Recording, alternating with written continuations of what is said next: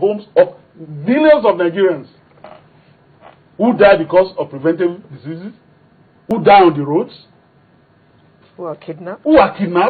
So, an undeclared state. So, I am not want to say that, no, it's not warranted. It is not. No. In any case, if you look at what has happened, just as we're talking about the Northeast, and that was the fear, and the media carried the story this morning. In fact, the Punch did it in a rather cynical manner that Buhari's hometown, 200 million robbery hit took place there. It was reported online yesterday that there was sporadic shootings in the place.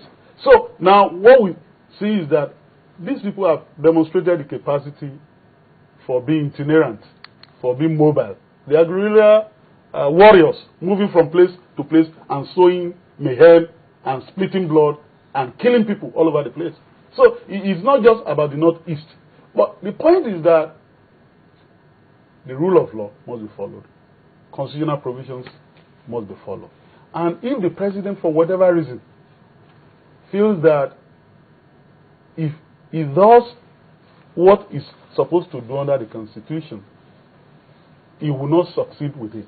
I am saying that the same Constitution allows the president, by the provisions of Section 215 to 217, being the commander-in-chief of the armed forces, to deploy troops.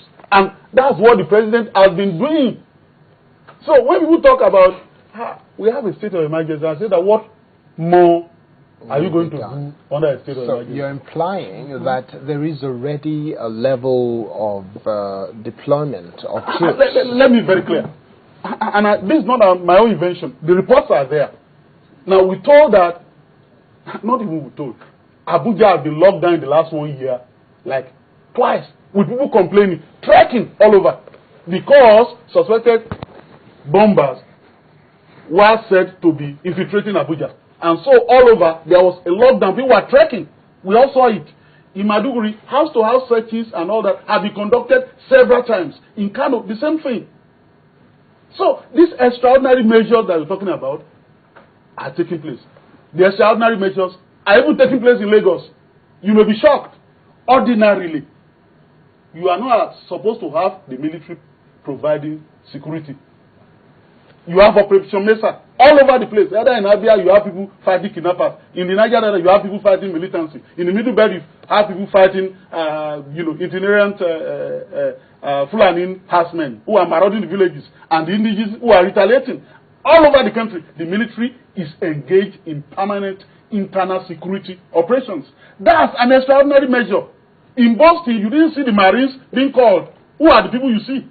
Civil policemen, SWAT, SBI, Boston Police, Massachusetts State Police, and so on and so forth. In Nigeria, it is not so. Everywhere you turn, you see the military already deployed. So I am saying that without this announcement of a state of emergency, the president can, and if the president told me that he had to wait till 14th to realize as the commander-in-chief that troops have to be deployed. Because if you're going to war, if you're going to fight anybody, the basic question you ask, the primary question you ask is that, how many number of troops will I need for this operation? So if we've been told that the president just realized that there was a need for a troop surge, just as President Obama realized when they were going to deal with Afghanistan when he came on board, then I would say that, what's the president, what does it mean? So I'm saying that as the commander-in-chief, without this state of emergency, the president could have done all that he needed to do under the provisions of the Constitution. But now, if the president then feels strongly that a state of emergency be declared, I am saying that that procedure has to be followed. Okay, let me ask Ngozi Okoroa here.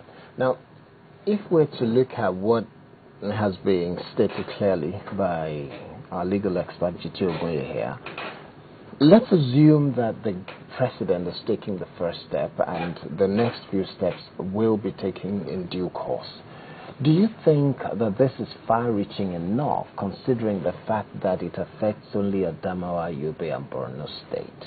And that's having at the back of your mind what happened in Nasarawa just over a week ago. The truth is, There are pockets of uprising, pockets of security issues all over the country, like he has clearly stated. And what I see that has happened is it's like we saw a lot of escalation from one area, and it was like, hey, let's address it where it is hottest, which is in the northeast, which is what he has done. And like I said earlier on, it is just like saying, okay, we saw a problem, we need to do something drastic. But is it the solution? No, it's not, because it's all over the country. Really, there are pockets of security issues all over the place, kidnapping. Implying that the state of emergency is not the solution. Like I said earlier on, it is like a firefighting thing. You have fire somewhere, you put off the fire. But what caused that fire? And who says if there's fire, pardon me, in this place, and there won't be fire in another room? So what safety precautions are you taking here to ensure that this fire that occurred here will not occur somewhere else? More often than not, I'm sorry to interject, more often than not, what people say is when you have fire somewhere, you quench that fire first before you begin to look at precautions for the future. Yeah, and that's for me. That's what I'm saying. That's like what I see happening. But it is not a solution because... Well, you mean it's not a long-term solution? It's not solution. a long-term solution. Okay, so you're on the same side as the chap who said Boko Haram is like a bad tree. To kill it, you have to uproot it, take it from the root, not just trim it. Yeah. And uprooting it, really, like I said, these are like the things, it's a thing about the heart and mind. These are things that have festered over the years. They didn't just wake up someday and started these Boko Haram activities, So over the years, let's probably say there's been a bit of economic starvation, like one of my friends used to say. He says, the young people in the north, most of them have been deprived of education, all kinds of things. So these things have brewed and brewed over these years. And all of a sudden, can you imagine in the north attacking Emir of Kano, for instance? It's unthinkable. It's unthinkable. Yeah. But now they don't care who it is. They're attacking even their own people. So it's something that, yes, if the government feels, okay, it's escalating to a point where we need to flex our muscle, there's a government here, we need to do something. But we now need to go in and tell ourselves what is causing what is happening in the north. Even when we talk about... Yes. Let's ask Afolabi Gbajúmọ̀. I was going to ask you the same question that I put through to Ngozi, to ask you the same thing. Do you think this is far-reaching enough? 3 states, and again, I'll bring something to your attention, which you probably know. It's been published that Governor Murtala Nyako has said that his state is not the worst in Nigeria, so there's really no reason for declaration of state of emergency. But if you were to look at the whole situation, do you think the action of the government is far-reaching enough in terms of 3 states out of the whole 6 or 7 states in northeast of Nigeria? Yeah, Mr. Kayode, you have rightly pointed out a vital point when Ngozi was talking of fire. When you have terrific fire, horrendous fire, burning seriously at a point, you need first and foremost, and like Yoruba, we even say, that is where father and son have been fired, you're gutted by fire. You as a father must first, do something to yourself before you do to others. Now, a place that has been known for a couple of years, and we have been condoning this, innocent people have been killed. That is a horrendous fire. You first quench that fire before you go to other places, before you go to the root causes of that fire. Was it caused by electric disorder? Was it caused by this, by that? What is it? Was it caused by corruption? Was it caused by joblessness? Was it caused by this? Before you go into that, you as president and commander-in-chief of armed forces, we have criticized him severally in the past, and now he is now taking one or two steps, whether it's far-reaching or not. But at least for the immediate problem on ground, you first tackle that before you move ahead to other places. Now, if you now want to talk, if you now want to talk of the fact that the whole country requires state of emergency. Now, if the same person declares state of emergency for the whole country, they will say, he's a dictator, he's an authoritarian, he doesn't want us to move, he doesn't want. Now, again, the past state of emergency we knew had always been remove the governors, put an army there, or put police there, or put Navy or Air Force official there. Now, he didn't do that. Adamawa State Governor that you have mentioned is still there as a governor, even from the same party with Mr. President, the PDP. The governor of Borno and the governor of Yobe, they are still there. They are also in another political party, I mean ANPP. Now, if you don't first quench the fire that is ravaging and killing people, it is after that we'll be talking of far-reaching decision of how to tackle corruption, of how to tackle the menace of let's stick within security and Boko Haram issue. If we're to look at, I will put the question to you one final time. If we're to look at the 3 states that the president has selected for the state of emergency, do you think these are the most disturbing states? And if they are, the others, do they not warrant any kind of state of emergency? If this is warranted for 3 states, should it cover more than 3 states in the northeast at the very least? Yes, thank you. Don't forget, we also have problem of ethnicity and politicization of various issues. The way I can see it, I'm not in government, I am not their spokesperson, but the way I can see it, Mr. President, is from our own south here. South. The area that is covered by this horrendous situation is in the north. Mr. President is a Christian. The area that is covered with this horrendous situation is a Muslim, and even the so-called Boko Haram are claiming to propagate Islam. I don't know the kind of Islam they are propagating. I'm a Muslim. Now, if you have now seen that if Mr. President now declare that the whole of North is under state of emergency, some people will still rise up and say, Mr. President, it's because you want to kill the North, it's because it's not from the North, it's because it's from the South, and it may even warrant war between North and South. I think those in government, maybe they are taking cognizance of that, which is very, very fundamental. Now, having been able to kill, look at the area of operation. I'm not a military man. I've not been on the ground where the operation is being conducted in the last 2, 3, or 4 days. But what we can see is that they are now even doing an area surveillance of the major camps.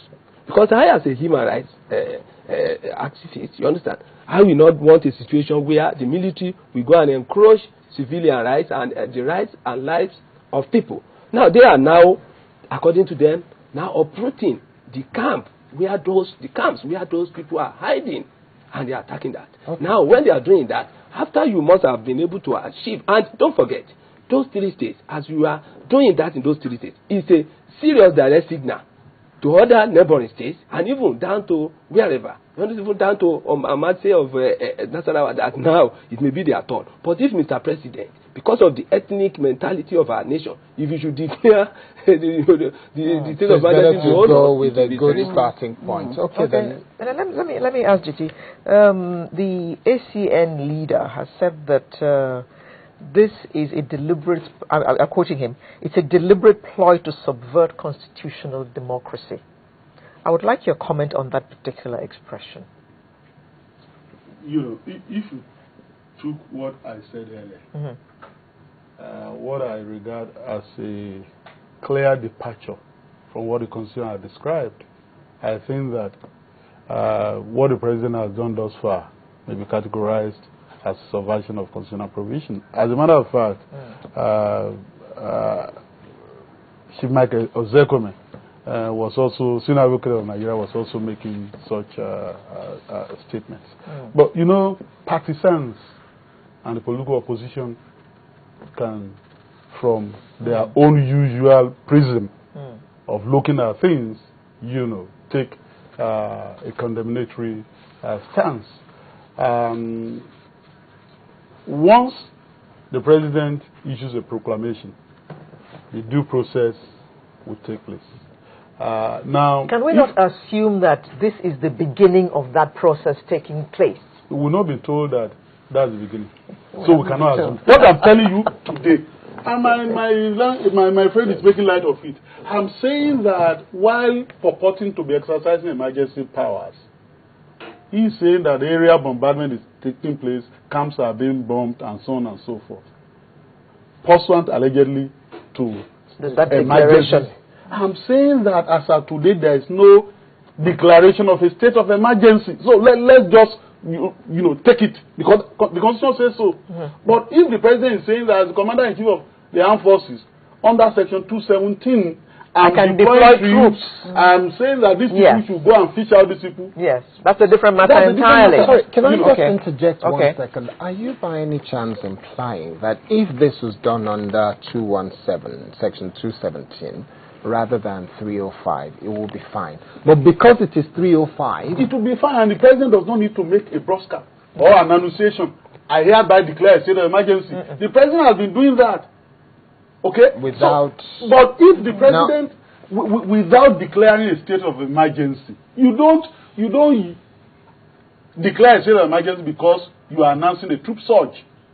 It's within your prerogative as a president, commander-in-chief of the armed forces. Because I already told you that all over the country, extraordinary measures have been taken. In Lagos, when Operation Mesa was to be set up, they discussed with the military, they discussed with the federal government, allow soldiers to be deployed because the police cannot perform this job. In Abia State, when the kidnappers are running all over the place and all that, the military had to intervene because the police couldn't do anything. In fact, some journalists were kidnapped there. Okay? And so, in Edo State now, I've been told that 1,000 policemen are combing everywhere for the spouse of Justice Roosevelt and the daughter. That they are combing the kidnappers then. And I said, if they knew the kidnappers then, why didn't they comb them before they didn't know? These are some of the catchphrase we see in the media. The point I'm making is that the president will be acting perfectly by saying, look, I had a security briefing. This is the task we need to do. Without announcing a declaration of the state of emergency. So and the second thing is that for some people who have been saying, the president didn't go far enough. These governors should have been removed. And I said, how? Because, you see, all these democratic structures trace their existence to the same constitution.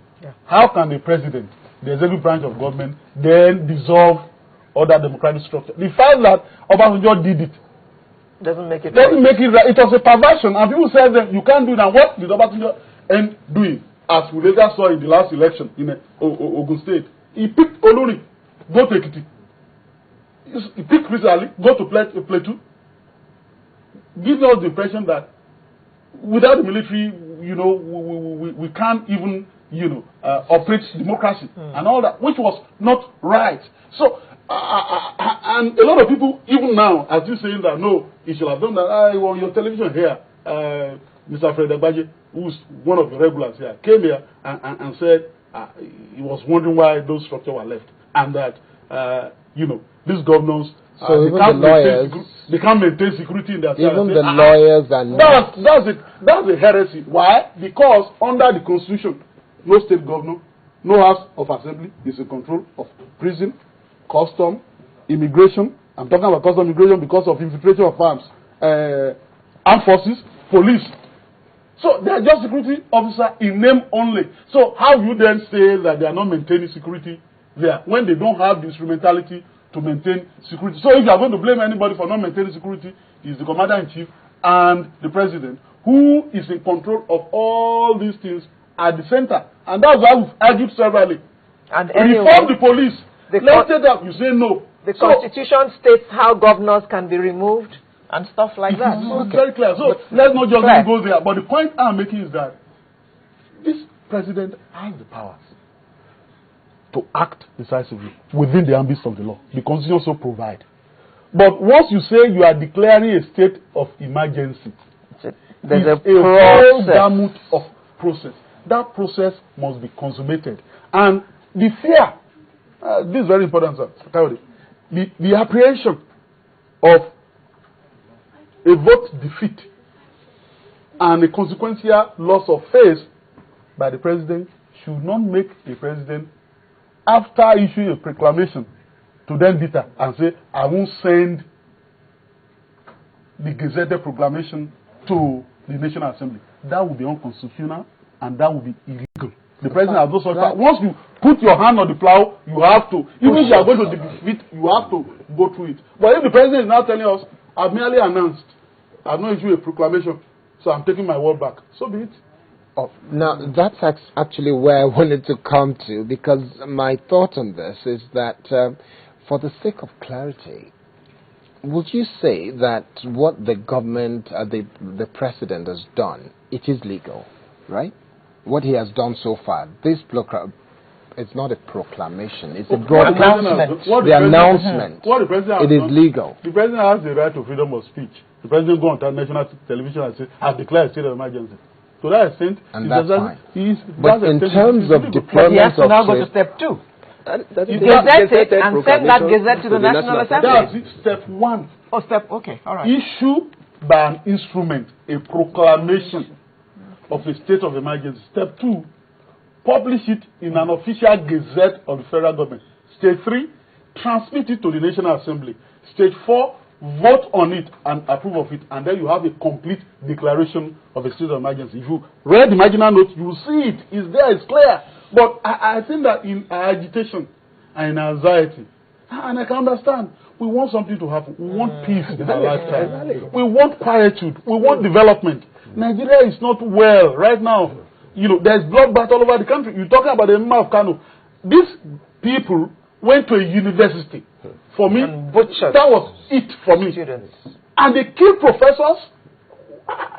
Why? I'm not even talking about churches. You can feel very offended by these people going to church. But you see, if you're a religious warrior, perhaps you see a church as an enemy. But I'm saying a university. They went there to the hostel, they kill people and all that, and they're advertising that they are kidnapping people, they are committing armed robbery, they are doing all sorts of things. As a matter of fact, what you call robbery, they don't see that robbery, they just feel that they are replenishing their stuff. It's happening all over. And that's why I suspected that even when that happened in Auchi, in Ikaria Koko, in Kogi State and all that, it's the same thing. These people are massive. It's a network. It's a serious thing. Okay. Very serious. And so that's why I'm saying that, for me, Nigeria, the whole country, is in a state of undeclared emergency. Okay. Now, I feel strongly, just taking a cue from Ngozi, and this has always been my view, that this declaration of a state of emergency, if it is one, even if it is approved, will not stop this problem. What we've seen, and this is very sad, is a progression. Before people started using guns, RPGs, suicide bombing, and all that, they started by using cordials. Because we are talking about religious intolerance, using cordials, slaughtering people, and all that. Now, the means of violence have become more sophisticated. We've seen this progression. We've seen this progression when some people wanted to organize a Miss World here. And some people, because they said, they abused the Holy Prophet, and they caused mayhem. People were hailing then. That was the rehearsal for this mayhem. Now, the chicken has come home to roost. Some of these so-called leaders in the north are now say, we didn't know that this would happen. What did you know? When they started doing all this rehearsal, you were encouraging people to go on. Okay. So the point I'm making is that to really deal with this problem, the president may announce a state of emergency, may send troops and all that. This problem will not go away. We really need to go back to the basic. Let's discuss Nigeria. You're talking about... I'm sorry, I'm going to have to cut you there because we have to wrap up now. I'm really sorry. But in signing up, in closing this segment of the program, Just one quick point I want to raise with you, Ngozi. The President in paragraph 7 of his statement said previously we adopted a multi-track approach to the resolution of this problem through actions which included persuasion, dialogue, and widespread consultation with political, religious, and community leaders in the affected area. In one sentence, as part of your closing, do you think amnesty issues should still continue in line with a state of emergency or any other security measure? Just one or two sentences, because we have to close now. Amnesty is good, but it does not address the real issues that people have, the real reasons why people are. Yes, it was cast as religious. It's gone beyond religion now. It's not just religion. So there has to be more. I'm from the aviation industry. Aviation industry, we can take a cue from the aviation industry because terrorism was quite high at a point in the early 1940s and stuff. And you see, they started to form a structure. They have legislation, they have serious security measures, and it is something that you need to set up systems, processes in place to be able to contain it. Because what we have now is real. It's not something we can just wish away. We have an underlying problem in our hands. So if you have in the aviation industry, like you have legislation, you have the mandate, you have security systems, you have ways that you need to monitor what goes on and address them and continue to enhance them. Like, these things, they're dynamic. So you need to have systems in place that can address issues as they come on. Amnesty is one thing. These are just one-off solutions. Is that a yes or a no? These are one-off solutions. So is that a yes I or would a say no? yes. Yes, amnesty is still something that should be kept on the table. But it is not a total solution. I think we should put that one question to you before we wrap up. We will not be able to take a long statement. We have to close now. Amnesty, because you have to trace the genesis of the whole thing. Under Yaradua Jonathan regime, when amnesty was granted to the militant in the Niger Delta, where Mr. President came from, some people were also indicting him recently. That after all, amnesty were given in your area, and not given for this part of the country that is going on fire now. Now, amnesty thing, to me, as I see it, they should still go ahead. You understand? We are talking of immediate solution. Now, they should still go ahead, but that is an alternative. Now I'm coming. Alternative for those people to know that it is either you keep on facing the government fire for fire, or you come and accept amnesty. Because if you are, Mr. President, if you don't do that, they will say you are going too much. Amnesty locally and internationally. I'm talking about our obligations under the law, under international obligations. It's nonsense. For example, and in closing, the United Nations workers who were killed in Abuja. So how do you grant amnesty to their killers when they can go to the International Criminal Court and say those who killed us have been granted amnesty without a trial by their home government? So what we need to do is to grant justice both to the living and the dead. And if people have died, those who kill people must be brought to justice. When they are brought to justice, the president can exercise his prerogative of powers under the Constitution, not before they are brought to justice. Okay.